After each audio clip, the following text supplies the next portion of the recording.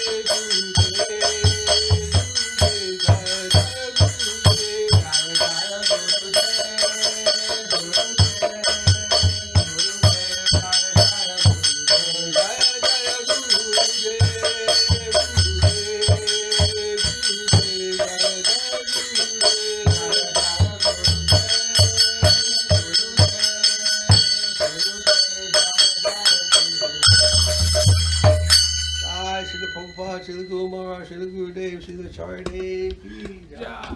Sagir Govardhan ki jai. Jaiko Premanandi Hari Hari Hari Bol. Glories to Sripad Bhakti Madhava Puri Maharaj ki jai. Jai Krishna Keshava Prabhu ki jai. Jai Bhakti Therese ki jai. Thank you very much.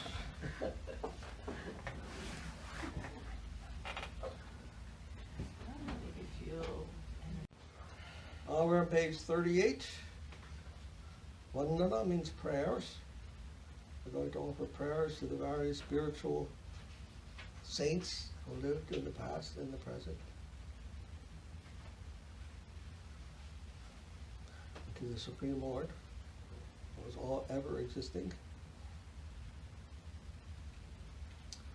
Vandeham Shri Guru Shri Yuta Padakamalam Shri Guru Vaishnavam Sa Virupam Sagrajatam Sahagana Raghunatan Vitam Tam Sajivam Sadvaitam Sadvadutam Parijana Sahitam Krishna Chaitanya Devam Shri Radha Krishna Padam Sahagana Raghunatan Sahagana Lalita Shri Vishakan Vitam Sa. And they say, I offer. Prabhu, would you like to read? Sure. I offer my obeisance unto the lotus feet of my Guru, the predecessor Gurus, the Lord's devotees, Shri Rupa, Shri Sanatan, Shri Raghunath, Shri Jiva, Shri Rupa's followers, Shri Krishna, Chaitanya Dev, Shri Nityananda Prabhu, Shri Advaita Prabhu, Shri Chaitanya Dev's associates, Shri Shri Radha Krishna, Shri Lalita Devi, Shri Vishaka Devi, and all of their associates. Om Agana Timirandasya Yadanshana Salakaya Chakshurun Militamena Tasmai Shri Guruve Namaha. I offer my obeisance unto Shri Gurudev, who has opened my eyes, which were blinded by the darkness of ignorance, with the salve of divine knowledge. Puja Shri Guru Varga Vandita Mahabhava Vanditaya Sada Purvapaya Parampara Prachalita Prajya Pramurta Krite Bhaktir Nimala Nirtorasya Nibritam Samrakshakam Saradam Vande Shri Guru Devam Ananta Shira Acharya Varyam Nidam. I bow my head in eternal obeisance to my Gurudev, the best of acharyas, Srila Bhakti Acharya Maharaj. He is ever vigilant. He is the ever vigilant, stalwart guardian of the current of pure devotion, whose highest form flows from our most worshipable Sri Rupanuga Guru Varga and their exclusive dedication to Mahabhav Srimati Radharani. Gaurvabhista Sapurukam Guru Ganar Ashisha Sambhushitam Chintya Chintya Samasta Veda Nipunam Sri Rupa Patana Nugam Govindabdidam Yutvalam Bharatanam Bhaktyamritam Sundaram Vande Vishwagurun Jatitra Bhagavat Premno Hibija Pranam. You can read it. I offer my obeisance unto he who perfectly fulfills his Gurudev's most cherished desires, who is fully adorned with the blessings of his Gurudev's associates, who is expert in all aspects of Vedic knowledge, both conceivable and inconceivable, who is the preeminent follower of Sri Rupa Goswami Prabhu's line, who is known as Govinda, Srila Bhakti Sundar Govinda Dev Goswami Maharaj, whose beautiful, effulgent, exalted form is infused with pure devotion, who is the Guru of the entire universe, and who is the giver of the seed of divine love for the Supreme Lord. Devam Divyatanam Suchandavaranam Balarka Chelanchitam Sandrananda Puram Sadekavaranam Airagya Vidya Buddhim Sri Siddhanta Nidhyam Subhakti Lasitam Saraswatanam Naram Vandetam Subhadam Madhikaranam Yaishwaram Sri Radharam. I offer my obeisance unto my Lord, Srila Bhakti Rakshak Sridhar Dev Goswami Maharaj, whose speech is most pleasing, whose divine form is adorned with garments the color of the newly risen sun, who is an abode of intense ecstatic devotion, who is the sadhu's sole choice, who is an ocean of renunciation and knowledge, who is a treasure house of perfect conclusions, who is resplendent with pure devotion, who is the best of Srila Saraswati Thakur's followers, who is the giver of all good, who is the leading general of the Trindandi sannyasis, and who is my soul shelter. Shri Siddhanta Saraswati Ti Vidito Gaudiya Gorvanvaye Pato Banavira Pravate Kagane Yogora Sankirtanai Mayavada Timingalo Daragatan Bodritya Jivani Man Krishna Prema Sudhantika Sukam Padat Prabhum Tam Bhajay. I serve my Lord, who is known as Srila Bhakti Siddhanta Saraswati Thakur. Within the Gaudiya Sampradaya's lineage of gurus, he shines like the sun in the morning sky. Through the Sankirtan of Srimad Mahaprabhu, he rescues the souls engulfed within the belly of the Tamingala of illusionism, and bestows upon the ecstasy of swimming in the nectarian ocean of divine love for Krishna. Namo Gora Kishwaraya Bhaktavaduta Murtaye Gorangri Padma Brangaya Radha Baba Nishevane. I offer my obeisance unto the divine form of the devotee Avadut Srila Gaurkishore Das Babaji Maharaj, who is a honeybee at Sri Gaurasundar's lotus feet and a servant of Srimati Radharani imbued with deep loving attachment. Vande Bhakti Vinodam Shri Gora Bhakti Swarupakam Bhakti Shastragya Samrajam Radha Rasa Sudhanidem. I offer my obeisance unto Srila Bhakti Vinod Thakur, the embodiment of Sri Gaurasundar's potency. He is the king of all knowers of the scriptures of pure devotion and an ocean of the nectar of devotion to Srimati Radharani. Gauravadra Shritasheshaya Vaishnavaya Vande Vigraham Taganatha Prabhum Vande Premabdim Veda Vaishnavam. I offer my obeisance unto my Lord, the ocean of divine love, Srila Jagannath Das Babaji Maharaj. He is the senior most devotee and worshipped by all who have taken shelter in Sri Navadvip Dham and Sri Vraja Dham. Vajakalpatarubhyascha Kripa Sindhu Bhevacha Patitanam Pavanebhyo Vaishnavebhyo Namo Namaha. Again and again I offer my obeisance unto the Supreme Lord's devotees, who are saviors of fallen, oceans of mercy, and wish-fulfilling trees. Panchatattvamakam Krishnam Bhaktarupa Swarupakam Bhaktavatara Bhaktakyam Namami Bhakta Shaktikam. I offer my obeisance unto the fivefold manifestation of Sri Krishna, known as the Panchatattva, his form as a devotee, Sri Krishna Chaitanya, his expanded form as a devotee, Sri Nityananda Prabhu, his avatar as a devotee, Sri Advaita Prabhu, his pure devotees led by Sri Vas Thakur, and his devotional energies led by Sri Gadadhar Pandit.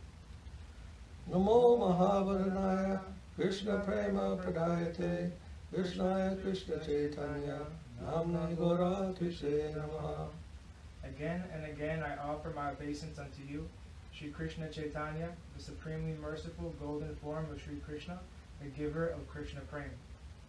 Jayatam Surato Pangor Bhamamanda Matergati Matsarvasva Padambojo Radha Madana Mohano. All glory to the merciful Sri Sri Radha Madan Mohan.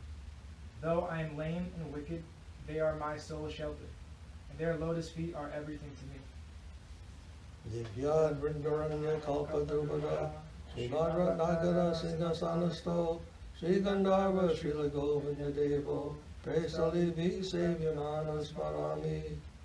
I meditate upon Sri Radha and Sri Govinda, being worshipped by their dear girlfriends as they sit upon a throne within the beautiful jeweled temple beneath the wish-fulfilling trees of the divine abode of Vrindavan. Sriman Rasa Rasamrambi Vangsivata Tatastita Karshan Venu Swanar Gopir Gopinata Shri Esuna. May Gopinath, the beautiful originator of the Rasa Leela, who stands on the riverbank at Vamsivat and attracts the gopis with his flute song, bestow auspiciousness upon us. Vrindayai Tulasi Devai Yayai Keshavasya Krishna Bhakti Pradidevi Satyavachai Namo Namaha. Again and again I offer my obeisance unto Vrinda Devi, who is known as Tulsi Devi, and Satyavati, who is most dear to Krishna, and who bestows devotion to Krishna upon us. Atanatva mantra guru, gurun bhagavata sadam, rasan jagat karunatva, tato jayam udirayat. Having offered obeisance to one's initiating guru, to the gurus who have taught one the meaning of the Bhagavad, and to all the authors of Vedic literature, who are the gurus of the entire world, proclaim Jai.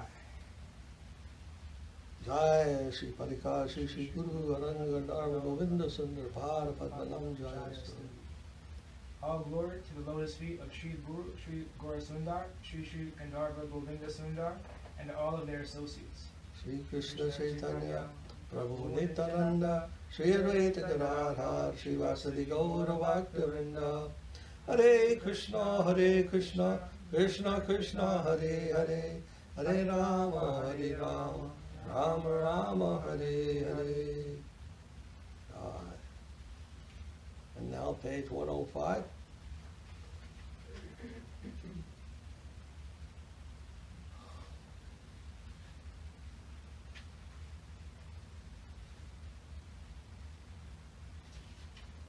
Amara Jivana Sadapa Pirata Nahika Punyera Lesha. Amara Jivana Sada Paperata Nahika Punyera Lesha. Parera Udvega Diachi Ekata Diachi Jivera Klesha.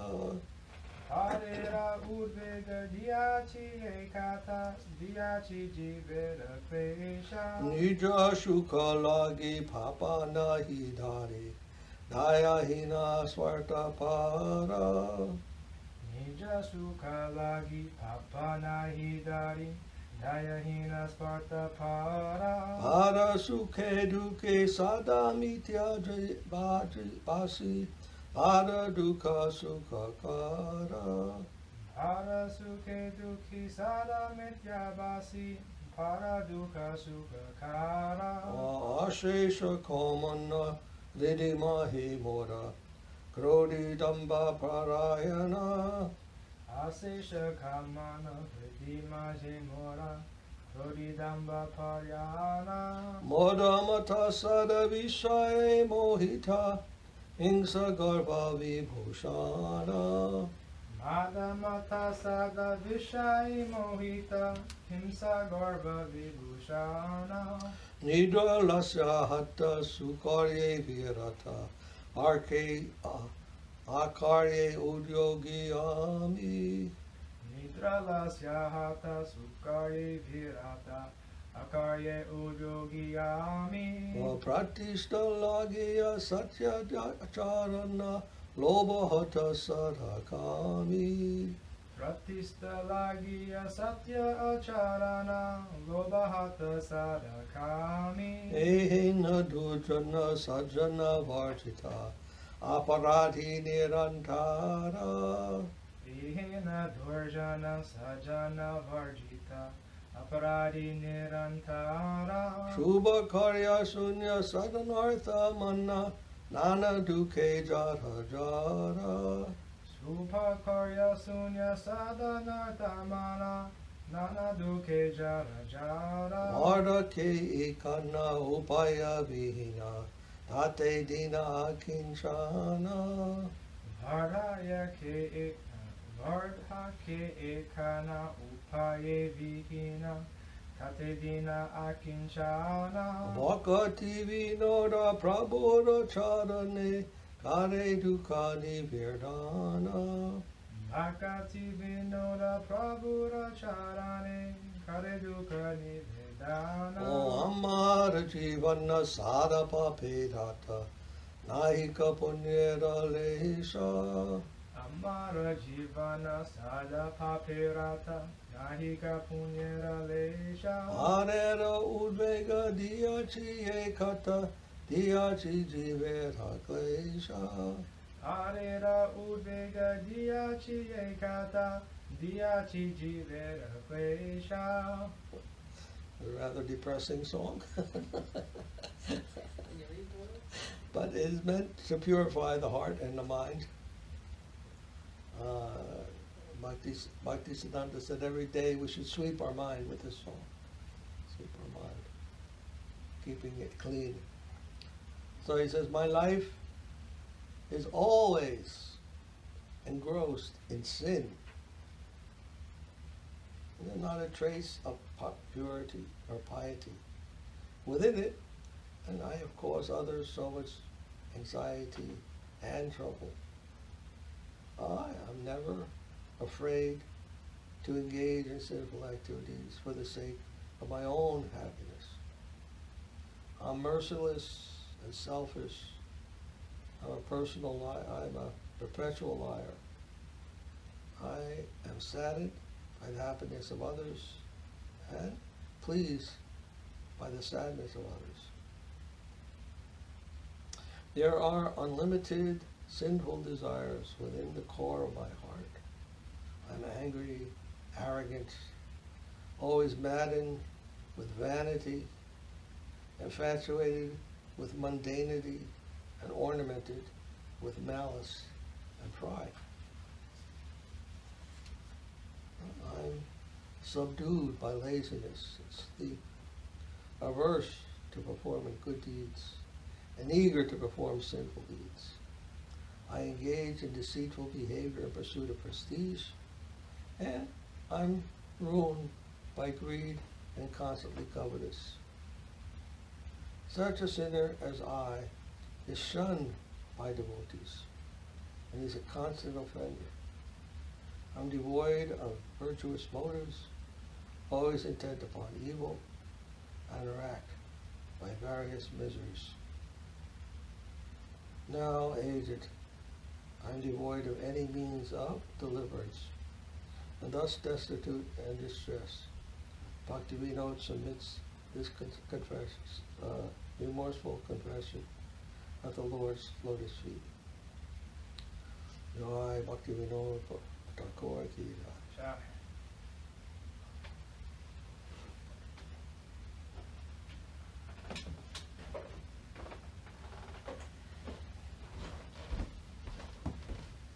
Keep this one? Yeah.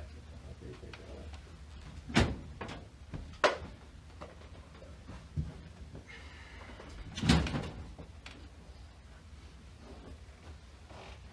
So thank you for coming. Do you have any questions so far? No. No? She's Did all- Teresa explain everything to you? She explained some to me.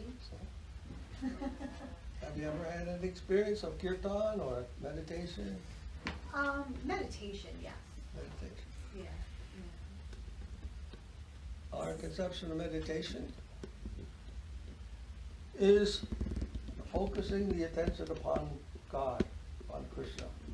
The name of God is Krishna in Vedic philosophy. Krishna means the all-attractive. Krishna, the all-attractive, is unifying the entire creation. And just like gravity, in gravity, every massive body is attracted to the center of gravity. So in Krishna consciousness, everyone is attracted to Krishna. That is the nature of God. He attracts everyone by his own nature. He's the unifying principle of all. And what is that attraction that God has upon all? That is called love. We don't realize it, but everything we have is a gift of love. The air, the water, the food. We don't create any of that stuff. It's given to us. At least one another.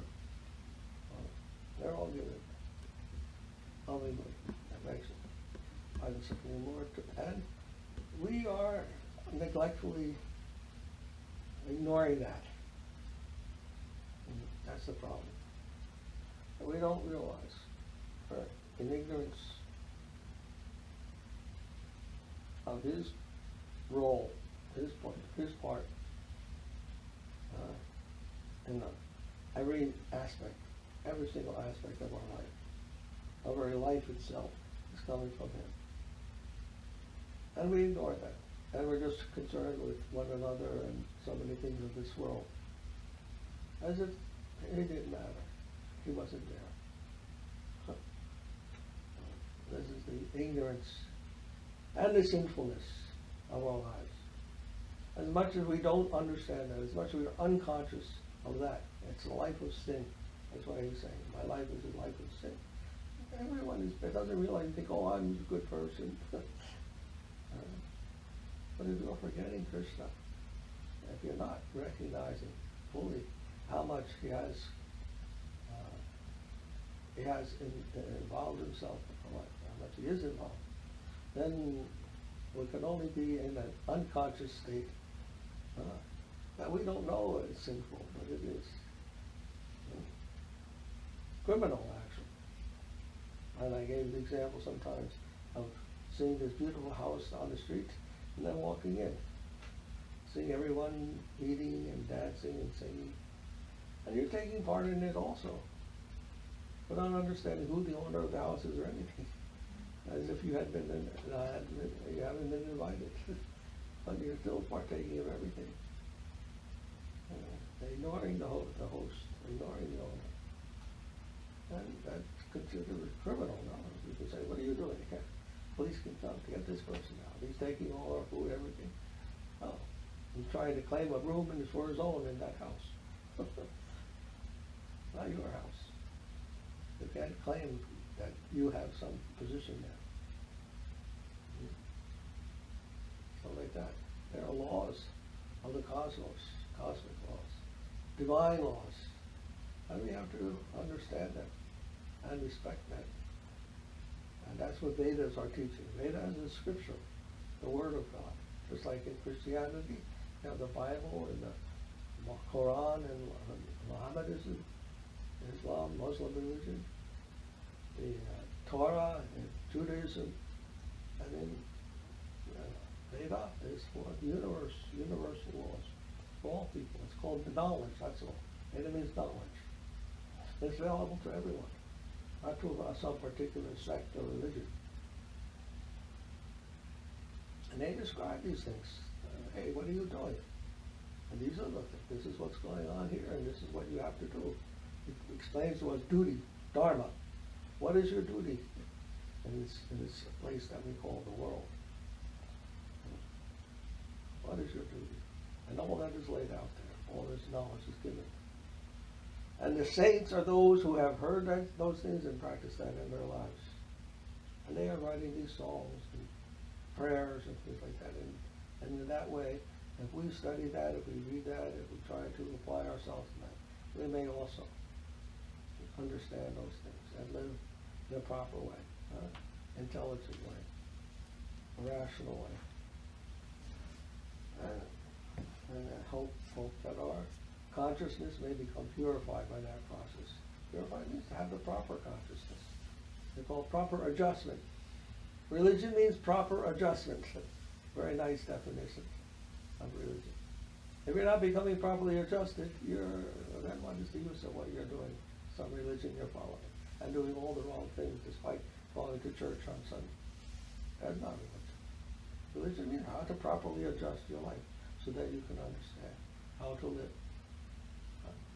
in accord with the divine nature and how it is all arranged and being carried on. And so the main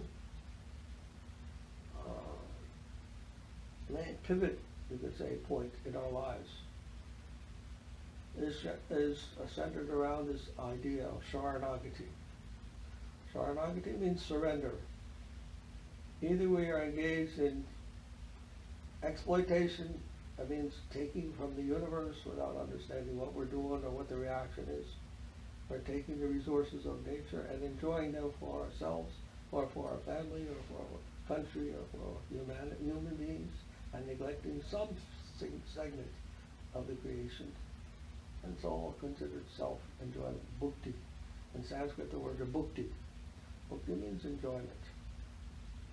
Either that, or we're sick of the universe, we're sick of the world, and we're miserable, and we're saying, I just want to get rid of it all. I don't want to be part of it anymore.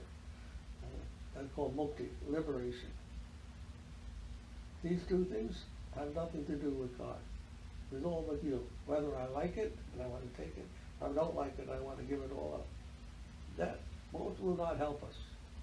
Won't help us to understand the higher purpose of life, the reality. And that is called bhakti. Bhakti, mukti, bhakti. Bhakti means enjoyment, mukti means liberation, and bhakti means devotion. Take whatever we have and utilize that. See it in remembrance of God, in remembrance of Krishna, and what it's actually there for, what it all exists for, and understanding what we exist for in relation to all of that. So we don't teach either self-enjoyment or useless renunciation. A proper utilization, proper adjustment, dedication, devotion, love to Krishna. And so we've been reading this book of Bhakti Vinod Thakur. That one prayer that we just sang is part of this book called the Saranagati. And this, we have been studying this over the past few days, few weeks. You want to come sit over here?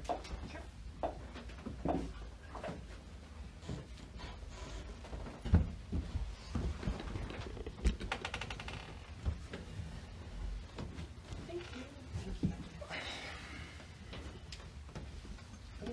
Put it somewhere where everyone can be seen. Oh, Possible? when we read this, I zoom in on Okay. so they can read too. And so we came to this verse. Mukti mukti spriha yavat pisachi vivartate avat bhakti sukhasyatra katam adbhudayo bhavet. This is Sanskrit. And Bhakti Rasamrita Sindhu is a very beautiful book that explains some of the processes of awakening our devotion for God, Krishna. So it explains here, Bhakti Mukti. This we just explained. Bhakti is enjoyment. Bhakti is liberation. So long as desire, each spriha means desire for enjoyment and liberation, as long as they remain, they're like two witches, it's explained. Pisachi. Pisachi means witch in Sanskrit. They're like witches because they don't have a good intention toward us. See, this enjoying mood, this liberating mood, they're not the best things for that are influencing our lives. They don't have a good outcome. So as long as these things remain in our heart, then how can the joy, the beauty, the bliss of devotion, of love for God manifest? As long as you're trying to take from the environment, as long as you're trying to give up everything, then how can devotion, how can dedication? What is dedication? Giving your heart. How can giving your heart, how can love arise? If when you see someone you want to take them, or you want to give them up, then that has nothing to do with devotion. Only when we see, when we remember Krishna, can we understand how everything, I and everything else belong to Krishna, and how to utilize all that with a loving mood, a devotional mood, a dedicating mood. And then it's possible, once they are not there, then we can focus on what is it that I have to be conscious of. So Bhakti Vinod Kahe Suna Khan, Radhanath Tui Hamara Pran. Bhakti Vinod says, please listen, O Khan. Khan is another name of Krishna. O Radhanath is another name of Krishna. You are my life and soul. And this is the idea. When we say God, we mean there is nothing other than God. God, you can't have a second truth to God. God means the truth of everything. The ultimate truth of everything is God, Krishna. That's the truth. If there's something else other than God, then another truth beside God, how can that be? Another truth other than God is the devil. But that's not the truth. There is no devil. The only truth is God. there were another equal to God, an evil that was equal to God, then how can we say God? God means the supreme. You look in the dictionary, you'll find supreme, the creator. If that is the supreme, then how can anything be in competition with that? Whatever has existence other than God, that would be a competition to God. So therefore we understand that God is everything. Must be. We think so many other things exist, but without God they would not be possible. Everything derives its existence from Him. That is the meaning of creator. If we don't understand that, then we are not understanding God. And then we are atheists and have a confused conception of life. That everything else exists, but where did it come from? We don't question that. It just is. But this is not rational. This is not how philosophy understands things. So, you are everywhere. Tuya Sarvamaya. You are everywhere. That is to say, the deep touch of your connection is all pervading. Essentially, in all my relationships, I am relating with you. This is the idea.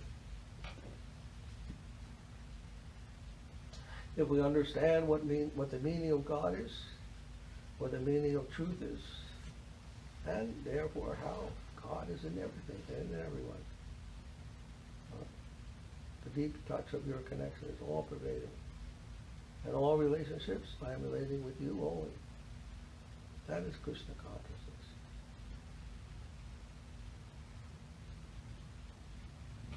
Aham mama sabda arte yara kichu hoya, apilun tomar pade aye daya maya.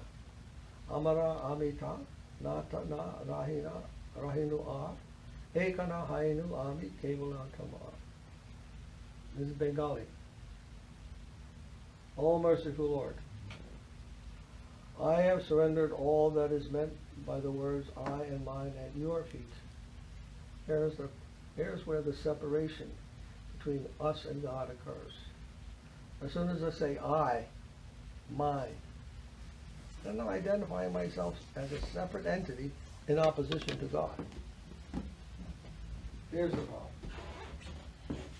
If I see myself as a being independent of God, then I'm setting myself in opposition, like you're saying. If God is the all-pervading truth, the whole truth, the ultimate truth, and I say I, then I'm identifying something and I'm thinking this, localized being, and then I'm identifying something different from God, as having an independent existence.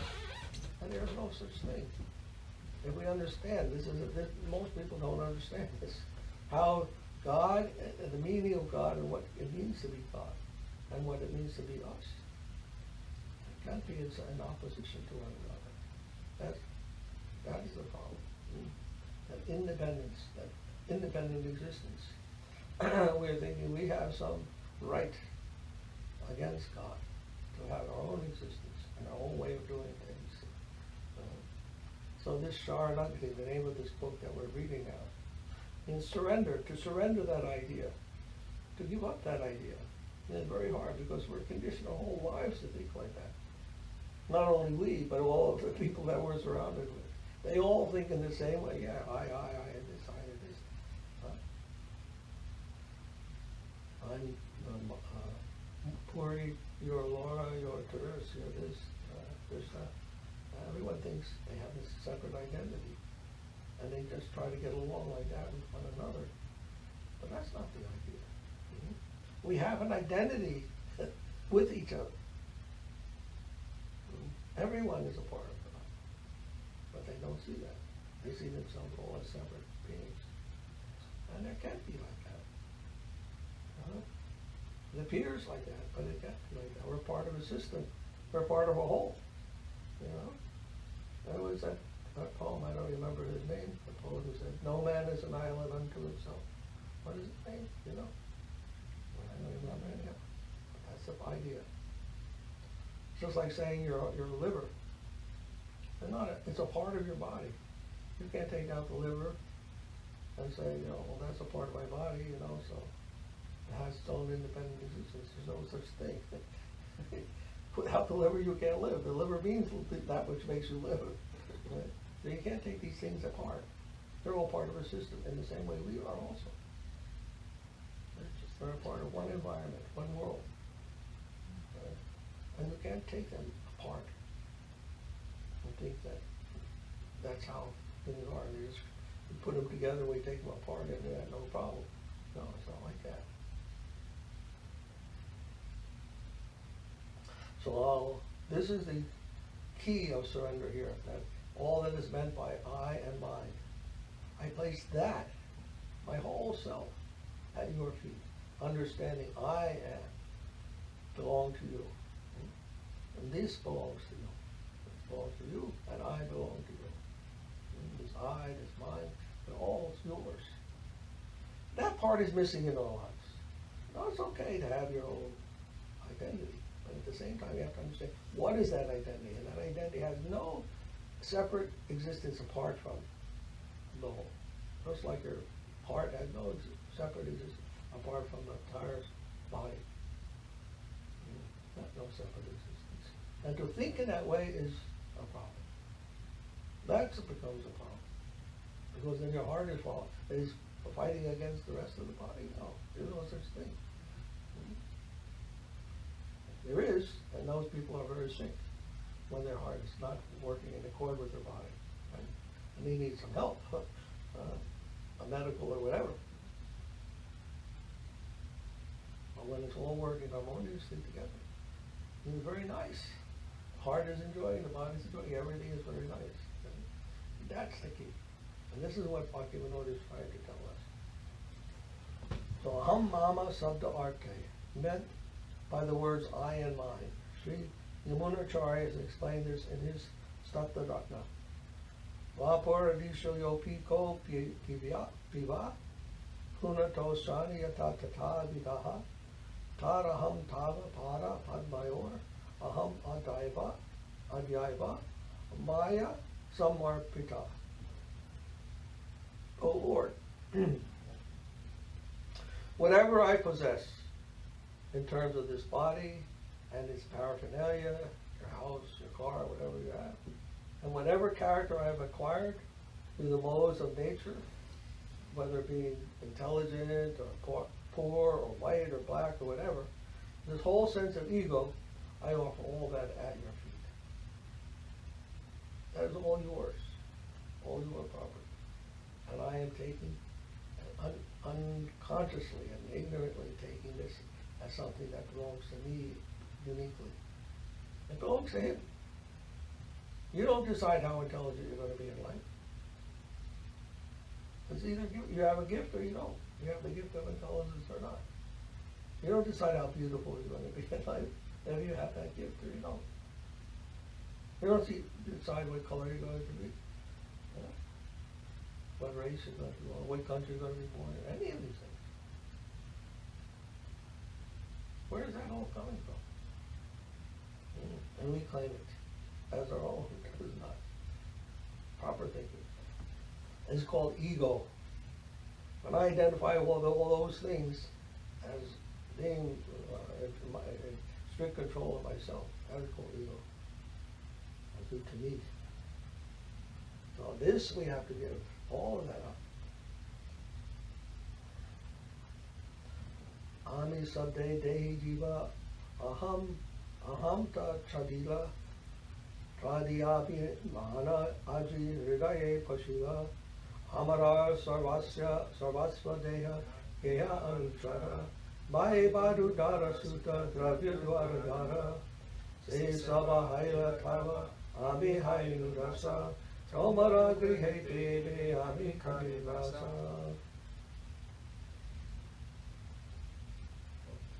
O Lord, I no longer remain mine. I have now become yours. That's the word. And once we can make that change in our consciousness, in our heart, then we begin living in harmony with the cosmos, God. Everyone. But in Krishna. Then I I now understand that the word I means the soul, who animates the material body, and thus abandon all false egotism. Today, the ego of being your own has entered. Today, the ego of being your own has entered my heart. I am your own means God. Krishna's. I am Krishna's. I am possessed by Krishna. There's the transformation that's required to become Krishna conscious. That is called Krishna consciousness. This is the missing ingredient in the world today. This is what's causing all the wars, all the shootings, all the savagery, all the exploitation. It's forgetting this. We all belong to Krishna. We're all the children of God. We're all His. If this is maintained, then all the other things will stop. That's the key to peace. Solution of our problems. But nobody thinks of this. Oh, you gotta pass laws, and you have to pass this law and that law and that. That's not gonna help. Those things will always be there until we understand this. But I am Krishna's. And each one of us understand that. And all this misconception, which is the cause of the problem, the misconception, not being smart, not being intelligent. Because anyone who has a little intelligence can understand these things. That we're part of one world, we're not all separate individuals fighting with one another, competing with one another. We have to understand that part of our existence also is there. There's an integral existence that we are part of and not apart from. And this is the purpose of meditation. To come to that realization that there is something there that we are all part of. And to be in touch with that. And to be conscious of that in every moment in our lives. Not just when we're sitting and meditating. Make that integral unity part of our very existence. And not that we're all just one. We all have differences also. But those differences cannot be understood separately from our unity. So in Sanskrit it's called a Chintya Veda Veda Tattva. One and different at the same time. Maharaj. Maharaj was mentioning yesterday about this universal and particular. So the universal is a broader sense of a category, and in particular is a specific member of that category. So let's say the universal is fruit, a particular is an apple, and an actual apple in my hand is the instance of that particular. Right? The apple is a part of that universal. It's a part of fruit, right? So in that sense, they are one, right? But they're different because fruit is an apple, because fruit is also grape, orange, etc. All these differences are existing, yet they're one. So this is a nice way that Maharaj is able to illustrate this concept of oneness and difference. They're unquestionably one. They're all fruit, right? So this is the comparison. We're all Krishna. We're all God, a part of God, without a question. But that doesn't mean it's some homogeneous thing where our individuality doesn't exist. It definitely exists. Just like the grapes, oranges, and apples are all part of the fruit. It's that oneness and difference. But to understand that that is the whole system, and the apple, grape, orange, each of us is a part of the whole system, which is God. That's the conception that I think Maharaj is presenting. That clears it up. Definitely, that gives you a very clear image of. Okay. That's a good way to explain it. Thank you. All right, so then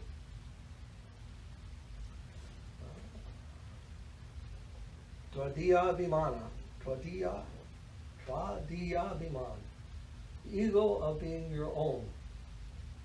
This means the ego of being the Lord's faithfully devoted follower. Anugataja. To be a follower, to be a faithful devotee, to be devoted to. This is the meaning of being connected with God and unity with God. Thy will be done in the Christian religion. Thy will be done, not my will. That's surrender. You think he has no will? You think God can create all of this without it having a will, without having any intention, desire, or whatever? Do you think there could be such a thing? You think God is just some vague thing? Light, some energy? But how can just energy produce all these people who have desires and so forth? What does that tell?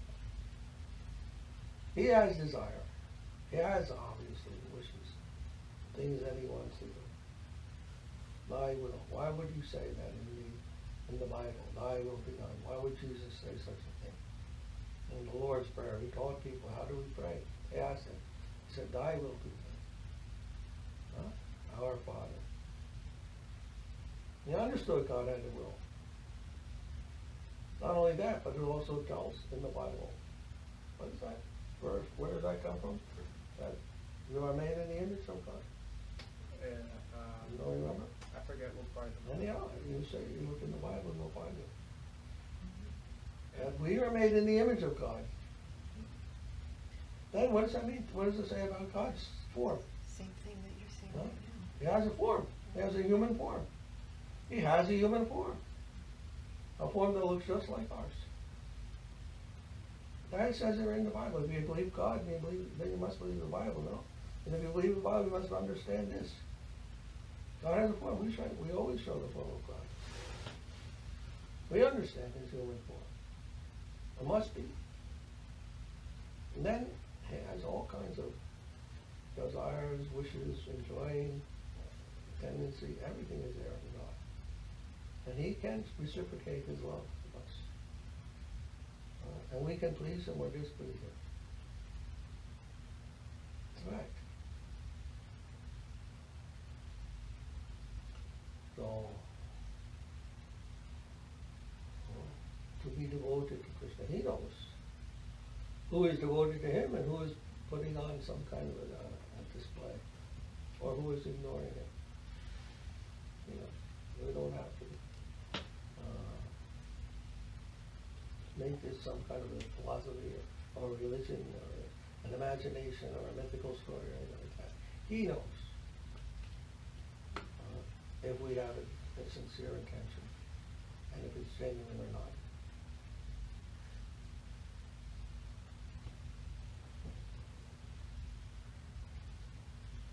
Tumi griha swami ami sevaka tomara sukheti chesta ekana amara stula linga deha mora sukrita duskrita aramora nai prabhu amita iskrita.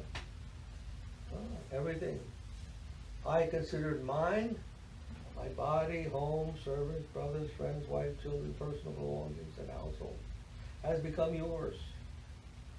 I have become your servant, and now I reside in your house. You are the master of the house, and I am your servant. All my endeavors are now for your satisfaction. Whatever good or bad deeds are performed by my gross and subtle bodies are no longer mine, O Lord. I am free. What are the gross and subtle bodies?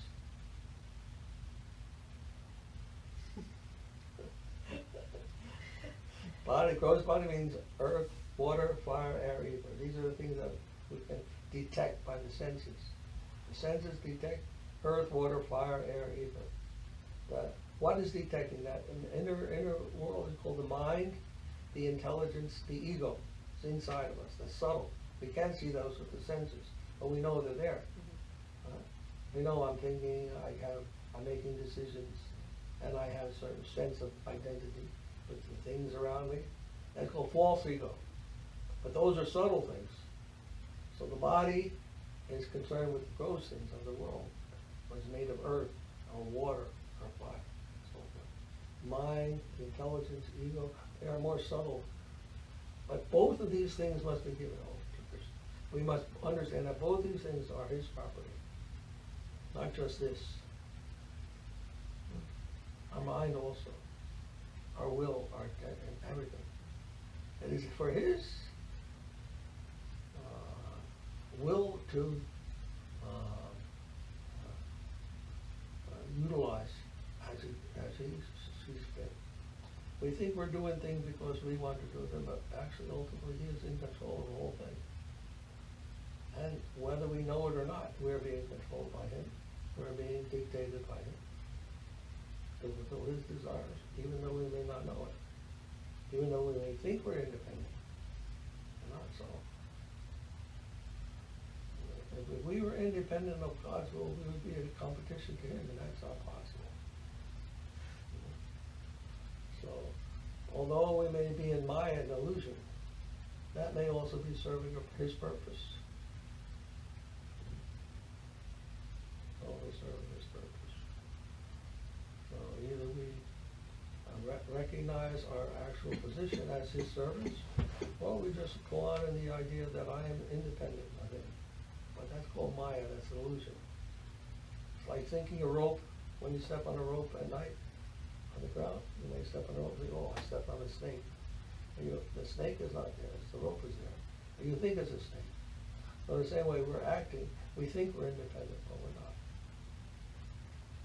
We're actually controlled by him. You need some water? I have. I have. Yeah, just like that. You want some water? I have some, thank you.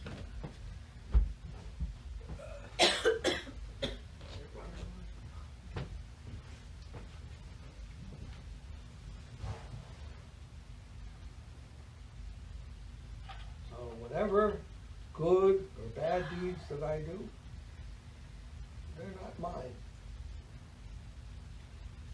Even the bad deeds are not mine. What I call bad or good. His plan is there, and we are all acting according to his plan. And in that realization, we are free. You know, sometimes when, I don't know if you ever gave any advice to people about who have some spiritual inclination or even God. I know my aunt used to always tell her that let go, let God. Whenever you're thinking of so many things and you're so much tangled up in so many stresses and whatnot, she would always, and I know she was like that, you know, she'd always get caught up in so many emotional things. And then she came to the realization, let go, let God. Let him take care of the situation. You're not ultimately responsible. Of course, you don't become irresponsible at the same time. It's a great freedom to know that the whole burden is not on your shoulders. Not on your shoulders. Problems of the world, what can we're small amount. We shouldn't take the whole burden upon ourselves. There's things that there's only so much we can do. We have to realize that.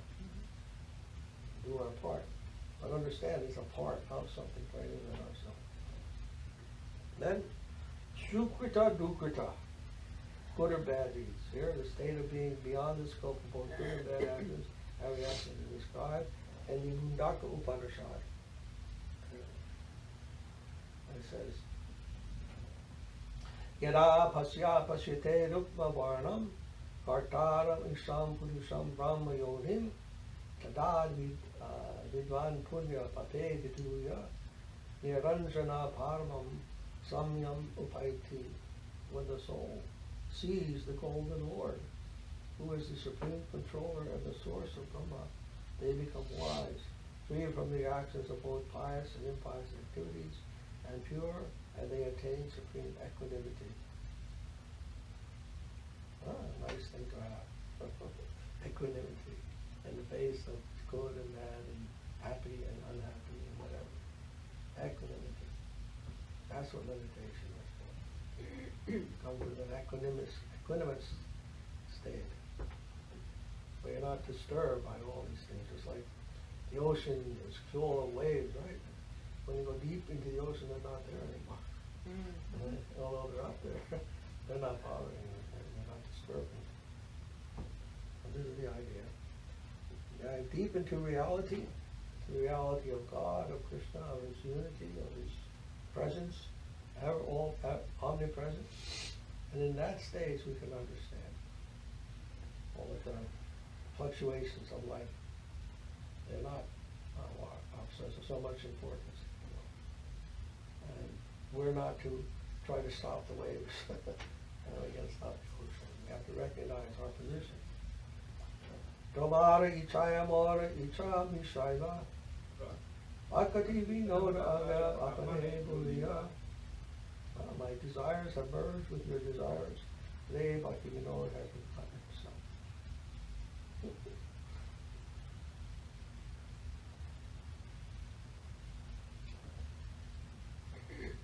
Was Bhakti Vinod Bengali? Yes. It was.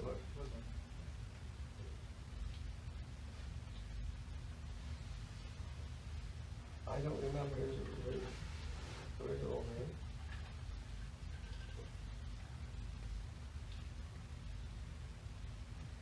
I can't remember now. So, Amara Balite Prabhu Ara Kichunari, Tumi Amara Matra Pika Bandudari, Andudara Sutta Sutta Kavadasi Dasa, Seta Sambande Sade Amara Prayasa. Lord, nothing else is to be considered mine. You alone are my Father, my friend, and my brother. And here in the commentary, Pika Bandhu Pai means you alone are my Father, my friend, and my brother. Srimad Bhagavad Gita, Arjuna prays to Krishna similarly.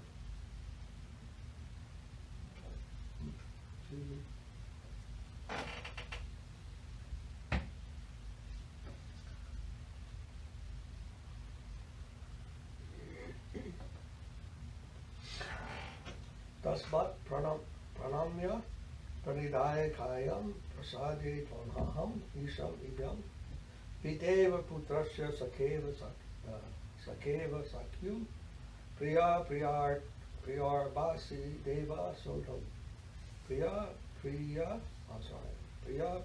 yarhasi deva sodam. Offering my prostrate obeisances unto you, I pray for your mercy. O worshipful Lord, as a father, a friend, or a lover forgives his son, dear companion or beloved, please mercifully forgive my offenses.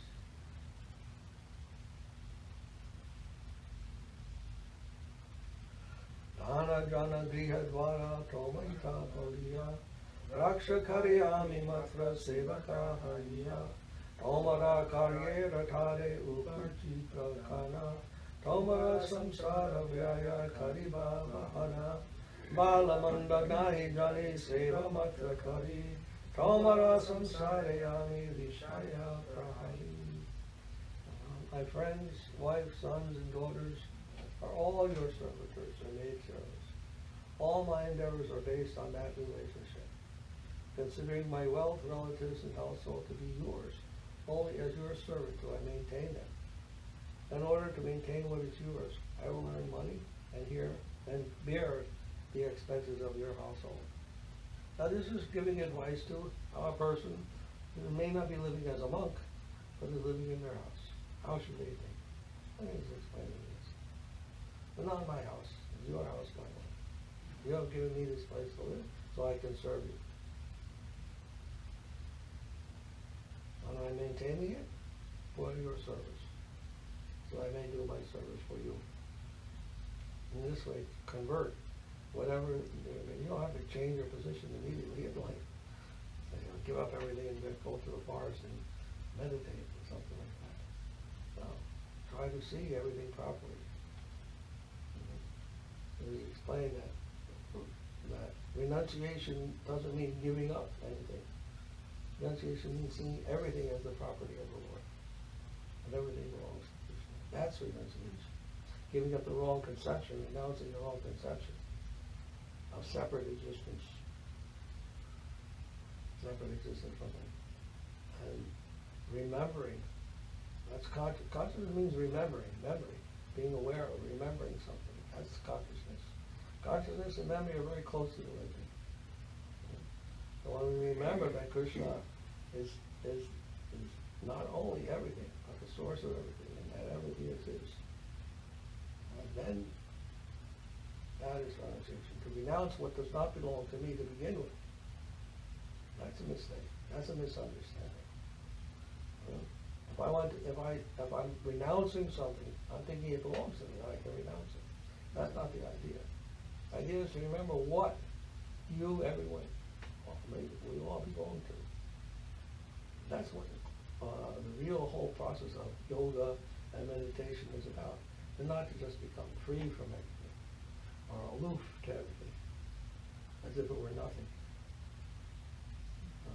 No. You have no right to do that. It doesn't belong to you. Only if something belongs to you can give it up.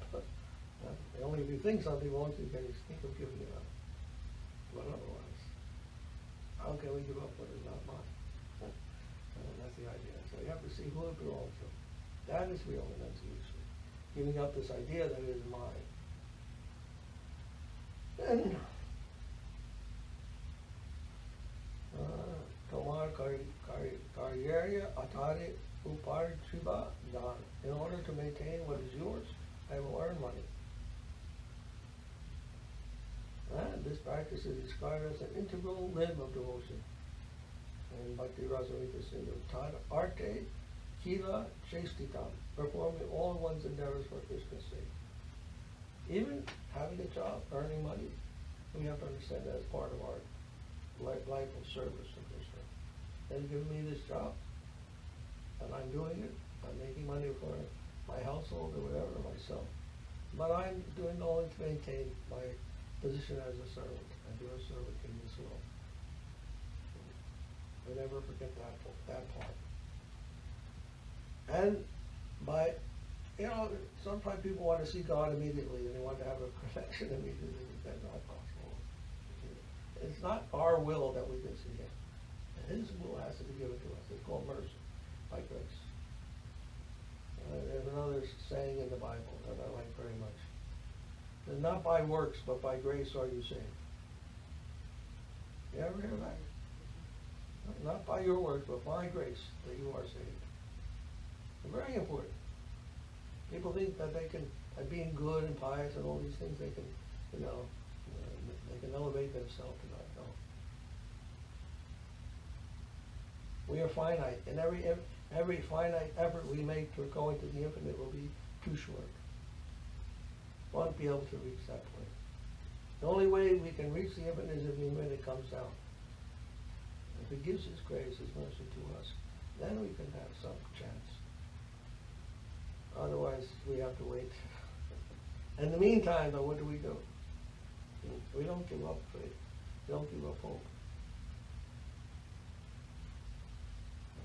Although I know I can reach it, and I have to wait for mercy. Mercy means it has to come freely from His side, not from me. So, but I perform my duty. I perform my service as a dutiful servant. That's all we can expect of ourselves. And the rest is up to Him.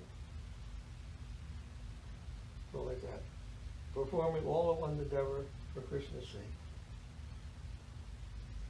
Therese, you look tired. Yeah, a little tired. Sorry. All right, what time is it? So we'll stop. Maybe we should stop here. It's about to be 3:30. Huh? Is that? 3:25. Is it 3:25? Or 2:25? 2:25. I was like, wow. 2:25.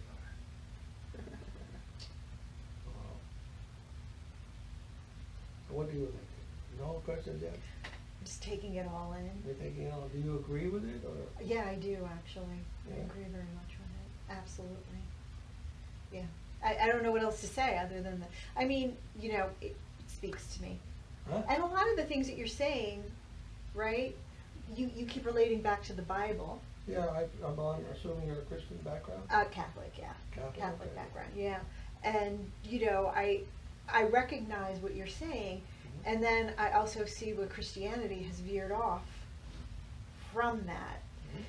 Just when you were saying we are all connected to God, right? And we are all a part of God. Jesus said that. Mm-hmm. However, instead of His followers following that, they exalted Him and separated from Him. You follow what I'm trying to Yes, of say? course. You know, and I don't know if you've heard this. I remember hearing this, that there's sort of a big gap in Jesus' life that's not been accounted for in the Bible. 30 years. And did you ever hear that he went out east? I know that. You have. And so what you're saying sort of, I'm getting chills talking about it, sort of fills in that gap because he said the same thing. And people just didn't. They did get it, but they veered so far off, and ego got involved, and then control, and then it just blew out of proportion. So it is all making sense to me. Absolutely. I've studied, I'm very fascinated by religion. I'm actually a Western astrologer, not a Vedic astrologer, though I have a lot of friends who are Vedic astrologers, and so Okay. some of... You have some familiarity. Yeah, I do. So this Well, is... you know, what I like to tell persons like yourself is that Jesus, the name Jesus, in Sanskrit is called Isha. Isha means God or the Lord. Don't the Egyptians have a god called Isis. Ishar? Or is that the Ishar, same? yes, exactly. Okay, So Jesus has a connection with Isha okay. and Christ. Christ in Greek, is, what it is in Greek? Christos. Christ is Christos. Okay. Before it was Christ in the Western world, it was Christos, and everybody knows it as Jesus Christos. Then Christos has a similarity to the Orissa. In Orissa, where they say Krishna, they say Krishna. Orisha's in India. Huh? Some people might not know Orisha is in India. India, yes. Orissa is in the eastern side of India, Mhm. to the Indian Ocean. And that's where they said Jesus went during those 30 years. See, I mentioned this to you on the You phone. did, you did. And you said you have to ask him about, because I totally believe that happened as well. I know it did. And so that name Krishna is the name of Krishna, and Isa, like I said, is Lord. So Lord Krishna, he somehow was given that name. Somehow received that name, because I don't know what his name was when he was born in Bethlehem. Jesus of Nazareth, that's all we know. Then, Right, when you say right. Jesus Christ, you're saying in Sanskrit, Lord Krishna. Yeah, So, that's fascinating. I did not know that. As if we trace the roots of those words, that's what that's pronounced there. Okay. So there's a connection there. So, I have a question in general. Is this a subset of the Hindu religion, or is it separate from Hindu religion? Well, this is the thing. There's no such thing as Hindu religion, Okay. actually. There are Shaivites, there are Smartas, there are Vaishnavas. We're part of Vaishnavism. So Hindu is a word that's foreign to India, actually. But they say it came from the Muslims who occupied India. And they termed the people of that culture, of that land, where the Sindhu River travels, Hindus, but they couldn't say S. So they call everybody Hindus. So there's not one Hindu religion like that in India. Okay, so how do you explain, I'm sorry, I mean to interrupt, but is there a Ganesh? Is there a Lakshmi? Are these other gods? Yes.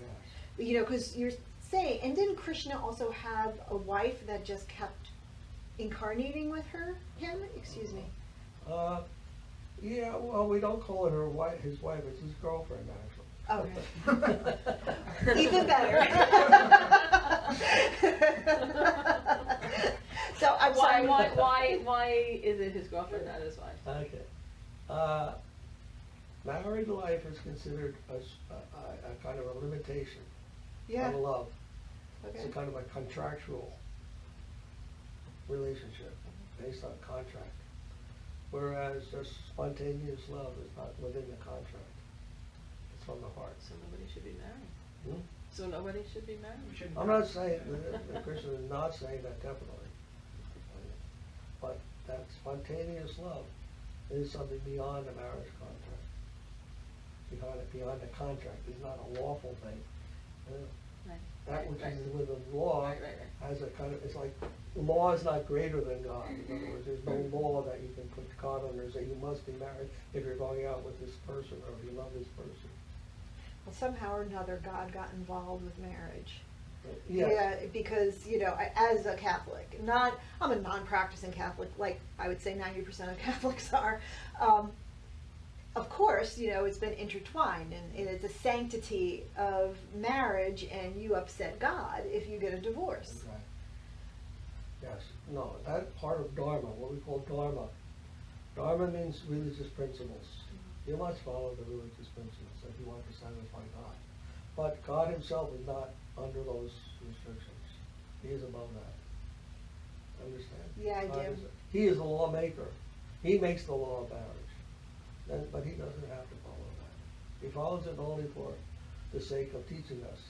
But otherwise, he's free from that. And the highest thing in that sense is spontaneous love. There's no law that can cover that. If it's genuine and true spontaneous love, pure love, there is no law that can contain that. Isn't a big part of also these teachings, when we hear about the pastimes and the specific nature of God's actions, it's not the kind of thing where we hear Krishna does this, so now we copy. Because, like Maharaj was saying, we're hearing about the pastimes and the actions of the infinite. And we are not on that plane. Things aren't happening the same way. So it's not monkey see, monkey do. We don't copy what we hear. We just hear so we can develop that relationship in a real way, and we can actually think about those things, and that's how we're filling our mind with this devotion and love by thinking about those pastimes. But it's not for us to copy. It's not. That's a huge, you know. I think I get it. Yeah, when you can create the sun, the moon, the stars, and everything else, then you can try to. So then that goes back to my other question about the other gods, Eastern gods. Yes. Because I'm very familiar. Okay, with yes. the Now other those ones. other gods, what you call gods, are actually called demigods. Okay. And they are more or less like administrators. So you do believe in their existence? Oh, of course. Okay, all right. Yes, yes. They are sort of like the administrators, like somebody's in charge of weather. It's called Indra. Right, okay. Or the Ganesh is in charge of writing. You know, he was writing the Vedas. Ganesh, because generally you think elephants have a very good memory. Doesn't he also like break through barriers, Ganesh? Yes, yes. I love Ganesh. I just, Yes. yeah. And Krishna does not mind if you have not devotion but reverence for the Right. demigod. Just like like I'm saying, you have a president, you have administrators under him, cabinet members or whatever. Now, if you're going to respect the president, you've got to respect his administrators as well. I mean, you can't if the what do you want to say, the minister of defense or whatever, or minister of treasury or whatever comes to your place and says, well, you're not following the rules properly. You have to give him respect as if it is coming from the chief of state. I Same understand. respect. If you disrespect the minister and you say you still have respect for the president, you're not giving him the proper respect. You're trying to flaunt his, go against his wishes. Because he can't do everything himself. Well, in the case of God, it's not true, but anyhow, who is powerful, they can have people working under them and distributing whatever he tells them to do. Okay? Mhm. And so in this way, we respect the representatives of God as much as we respect the guru, the teacher, because he's also under the direction of God. He comes to us to teach us what Krishna wants to do. How is the guru called to it or appointed? I don't like to use the word appointed, but Yeah. how does a guru become a guru? Yes. Well, there are, in the scriptures it explained. Shotriyam Brahmanistam, that who has heard from his guru and is fixed in that conception that his guru has presented, that is a person who can accept his guru. Okay? He becomes guru. And people will respect that person as guru because he has heard from the previous guru. Okay. And he has been fixated in that conception that was coming from his previous guru. Okay. Understand? Okay. That is the conception that is coming through. That proper conception that is coming through is what we call guru. From that person, whom the proper conception is coming through. And there are two qualifications for having that conception. One is that the guru has to be qualified, that has heard from, Mhm. and after hearing from that, he becomes fixed in that conception that the guru has given, was carrying. Then he can give us that conception in turn by hearing from him. And if we get that conception after hearing from him, then you can transfer that to the next person. So I was gonna say, to see the conception of guru in the full way, right? It's important not just to see it as you find somebody who is very faithfully following what their guru said, and that's it. It's right, because that guru then has to fulfill the same qualification. So it's seeing it as this chain, this disciplic succession that is mentioned many times, where it's not just, okay, the guy before him said this and he's following this really good and he devoted himself, so now I get to be the disciple of him. It doesn't just stop short like that, right? To be truly qualified and to actually be able to give some divine guidance and all that is to be a part of this successional chain that is coming from some divine authority. And that's why being such a pure conduit of what your guru is saying, who is being a pure conduit of what their guru has said, and et cetera, et cetera, et cetera, from that original divine source. Okay. So it's becoming this very pure channel, and that's what authenticates it. You know. It's not like a job where you just get promoted. No. It's also, there is a component, a spiritual component. I think I understand what you're Just like saying. in Catholicism, you have the popes. Right. Supposedly it was supposed to be like that. The original was Peter. Remember, the original pope was Peter, who was instructed directly by Jesus. Right. And upon this rock I will build my church, he said, right? Peter means rock, actually. Mm-hmm. So that was initially the idea in Catholicism. But we know that in history, the popes were corrupted by different Ego forces. got in. And they lost their authority actually in that way. Mhm. But those who are trying to follow that are coming from a lineage, or should be coming from a lineage, in which they're presenting those original ideas to the people again. But I mean, I was a Catholic, also raised as a Catholic, and that purity just wasn't there as far as I understood it. And I couldn't understand a lot of the things that I understand now through Krishna consciousness. So that kind of purity was missing in there. But I found that in Krishna consciousness because of the lineage of gurus that it comes from. Right. See, there are persons before, we can read them and read their books and read their realizations in those books to see how that conception is coming from whoever we accepted as guru, and how he got that from the previous acharyas, previous teachers. And then we try to capture that as much as possible, and then to convey that also. Okay. And as pure as we are in our understanding, the conception of those things, that much we can give that to others. And as much as we have not properly grasped it, what can we do, you know? So you can only get as much as Guru is able to convey to us in the purity of whatever they have received from their previous acharyas. Mhm. And that's the way it proceeds. Thank you. That So makes sense. when you said that Peter Yeah. was one of the disciples and he was direct to Yeah, Jesus. yeah. So who was direct to Krishna? Who is? So who was the first disciple to hear from Krishna? Yes, in our line is Brahma. Brahma means the creator of the universe. All right, mind blown. So I thought I thought Krishna created the universe. Not directly. He has more important things to do, you can say. See, but we don't have that in Catholicism. I know. God, I know. right? God created everything. 7 days too. Yeah, Well, whatever 7 days Krishna- was conceptually. right.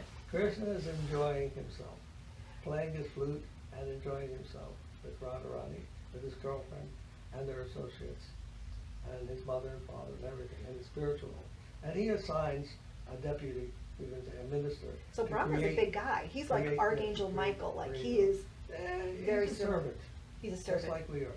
Yeah. He's a servant of Krishna. So Brahma is the creator? That's Yes. Of the universe. Of this specific universe. Yeah. Oh. So there's like many. There are billions of universes. I totally believe, and I totally believe this stuff is all working out in another dimension.